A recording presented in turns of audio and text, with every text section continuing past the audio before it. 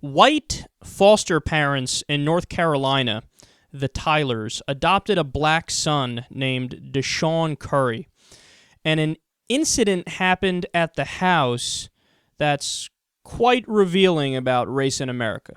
Deshaun Curry doesn't like to have his picture made, but that doesn't make him feel any less a member of the Tyler family. I know this is where I belong. He's my baby boy just as much as my other 3 children are. Ricky and Stacy Tyler left their side door unlocked Monday for Deshaun, who was coming home early from school. Fuquay-Varina police say when a neighbor saw him walk in, they called 911 reporting a break-in. Soon 3 officers were inside the house, all to Deshaun's surprise.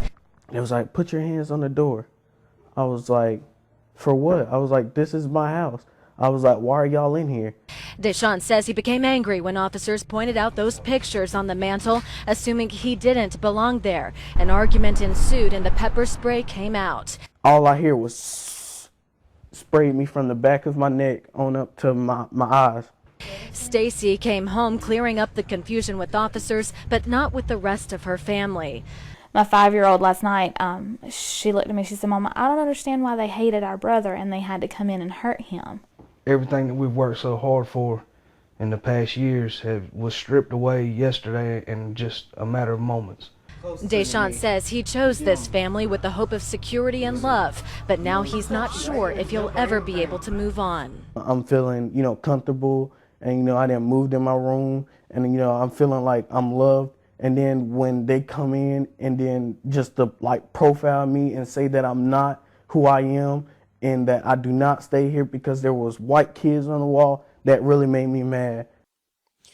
So I have a lot to say about this. First of all, I think people are right to get angry at the fact that the neighbor called the cops and then the assumption was automatically black guy going in the house must be stealing something. So, yes, it makes sense to get mad at that. But at the same time, for that specific part of the incident, I think that's the smallest thing to get mad at. And I'll explain why. Because, look, in terms of demographic numbers and statistics, I mean, what percentage of white families adopt black kids? It's very small. It's a very tiny number. So if they didn't know, then honestly, wouldn't they think anybody is breaking in if it's not the exact race of the person that's the parents?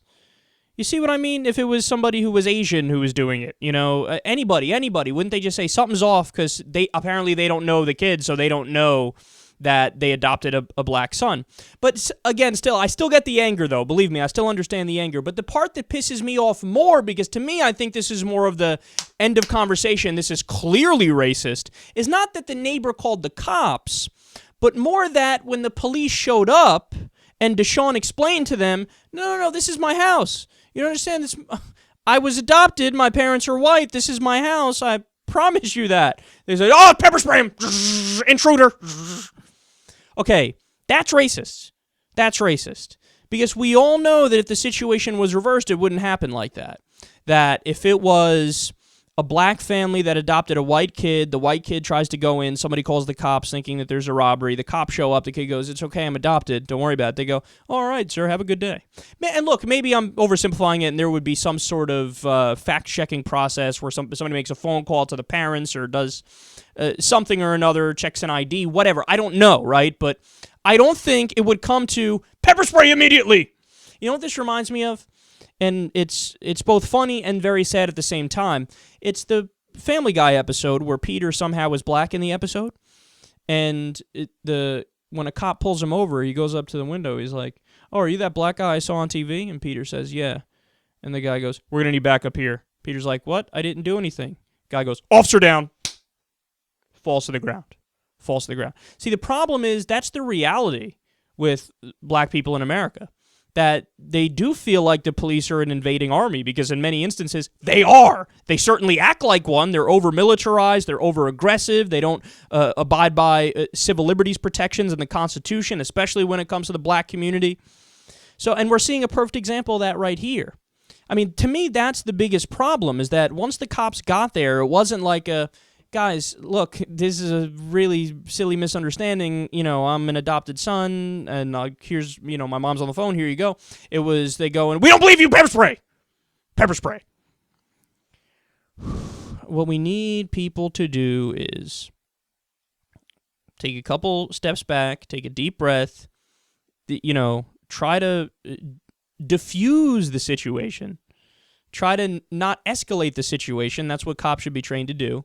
And try to fact find before you jump to conclusions and break out some form of violence. I mean, I've gone over this before, but there are some minor changes that would actually make big societal impacts if we did it with police officers.